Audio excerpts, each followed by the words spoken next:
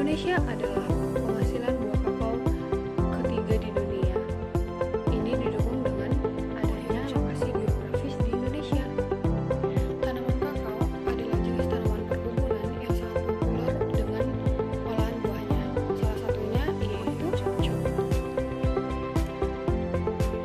Pembibitan adalah penyediaan bibit yang tepat dan sehat, tujuannya agar bibit dapat sesuai dengan yang kita inginkan.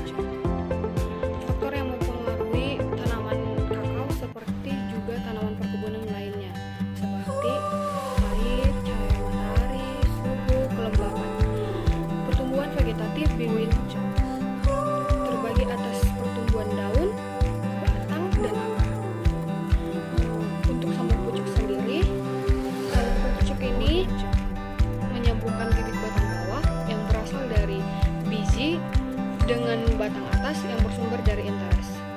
Kelebihan produksi bibit dengan metode ini dapat dipastikan bahwa dengan sambung pucuk ini bibit itu dapat dipastikan seperti induknya sendiri. Berbeda dengan dari bibit sendiri, tidak dapat dipastikan bahwa bibit itu sesuai dengan induknya.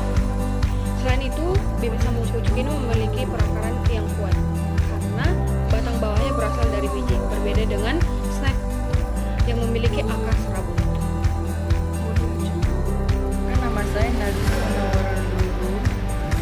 Sistem agribisnis dalam upaya meningkatkan daya saing pertanian perlu dipilih dan diperkembangkan produk-produk unggulan yang mampu bersaing di pasar domestik dan internasional. Perkembangan produk-produk unggulan tersebut dilaksanakan melalui serangkaian proses yang saling terkait dan membentuk suatu sistem agribisnis. Strategi adalah tindakan awal yang menuntut keputusan manajemen, puncak dan sumber daya perusahaan yang banyak untuk merealisasikannya. Di samping itu, strategi juga mempengaruhi kebutuhan organisasi dalam jangka panjang, paling tidak selama 5 tahun.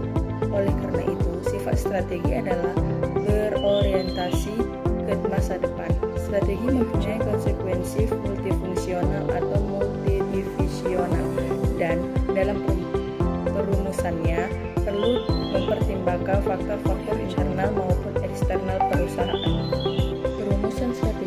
Perumusan strategi adalah pengembangan rencana jangka panjang untuk manajemen efektif dari kesempatan dan ancaman lingkungan.